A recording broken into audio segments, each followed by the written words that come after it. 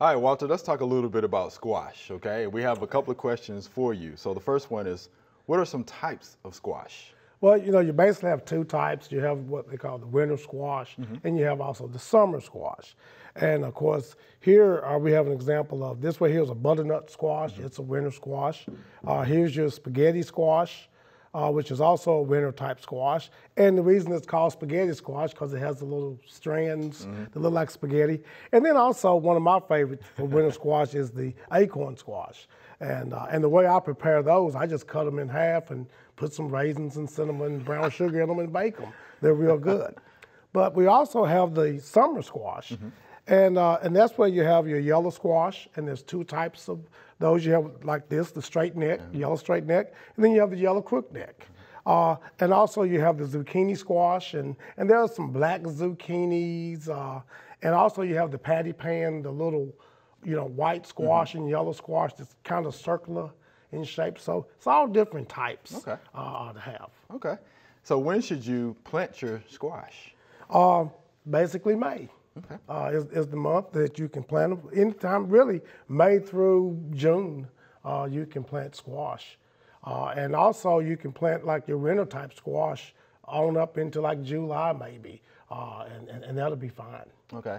Is there a certain way we need to prepare the soil for growing squash? Yes, you want to till it and get that good tilt, a good scientific word, tilt. Okay. And then you want to kind of space these plants out because they love to have a lot of space. Squash vines, they like to run. And so therefore, you want to make sure probably a good 4 feet row diameters, so to speak. Probably want to plant them about, I would say probably 24 to 36 inches apart per plant to give them plenty of room because they really, really like to have space to run. Yeah, all your vines, right? Anything That's like right. cucurbit family, They're pretty much is going to run. family, yes. Okay. So what is an issue you can have in growing squash?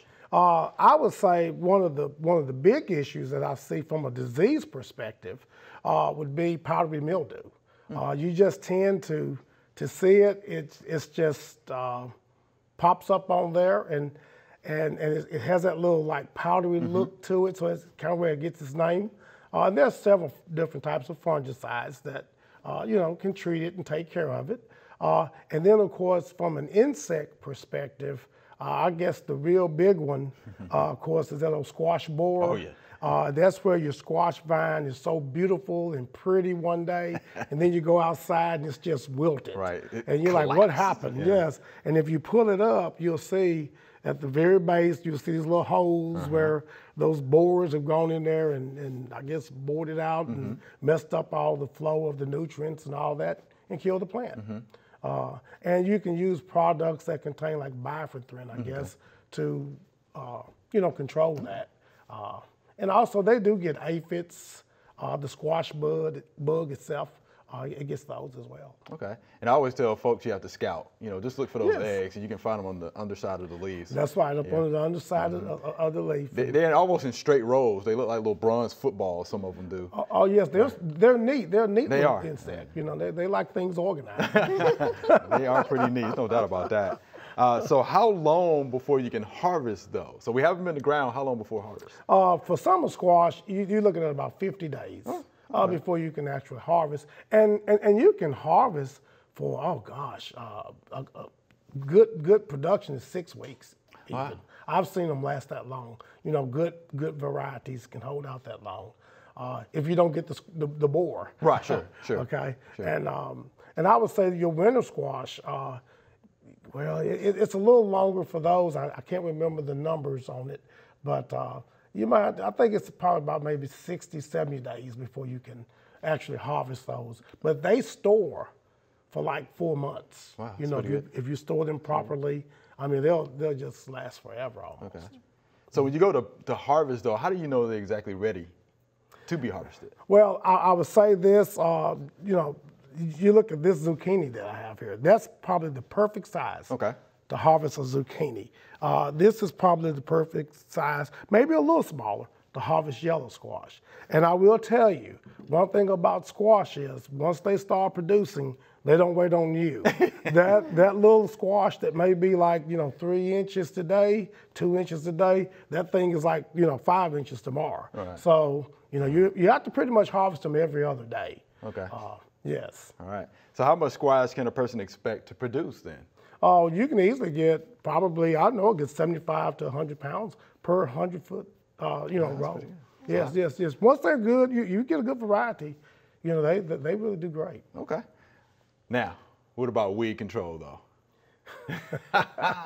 Folks that want to get out there and chop, right? Chop and pull is the best thing I can tell you. Of course, you can deal with your grass weeds, your grasses. You can use something that contains, what's that, the active ingredient for products like post, Okay. Yeah, you can use that to control your grasses. But most of your other weed issues, you just pretty much have to get out there and chop and pull. Just got to chop and pull, right? Yes, good exercise though. Okay, right. Yes. And the thing you want to do, you definitely want to practice good sanitation because a lot of your insect pests actually overwinters in that crop debris. Absolutely, right? Absolutely. And that's why every year we tell people to clean your gardens, okay. At the end, or, just go out there and till all that stuff under and let it, rot and compost through the winter and be ready for use next year as a nutrient, Okay. How about rotation? So you're not going to plant squash in the same place all the time, are you? No. Okay. So next year I will probably come back and plant some legume crop or something there where I had my cucurbit crop the year before. That's probably what I would follow it up with. Okay. All right. So obviously you like growing squash, don't you? Oh yes, man. I'm a squash freak. Okay. I absolutely love the stuff. Okay. So you prepare many different ways, I'm sure, because you told the master gardening class that. Oh yes. Oh yes. I mean, you can fry, boil, just whatever. Okay. It's baked in the winter squash. It's just a very versatile plant. Okay. All right. And what about varieties? Do you have any favorite varieties that you like? To be honest with you, I just basically buy the types that's at the gardening center. It's not a particular brand that I pick. It's just, I just get those little packets of seeds and I just go out there and go at it. All right. And all the information that you would need would be on those packets of seeds? Oh, yes. Just follow the information. It's going to tell you, the little zone when to plant and all that and how many days to harvest and spacing requirements. So, yes, you'll be fine. All right. Well, Walter, we appreciate that. Yes. Thank you much. Okay, thank you. Thanks for watching the video. I hope you enjoyed it. To find out more information on this topic, just click on the familyplotgarden.com link in the description.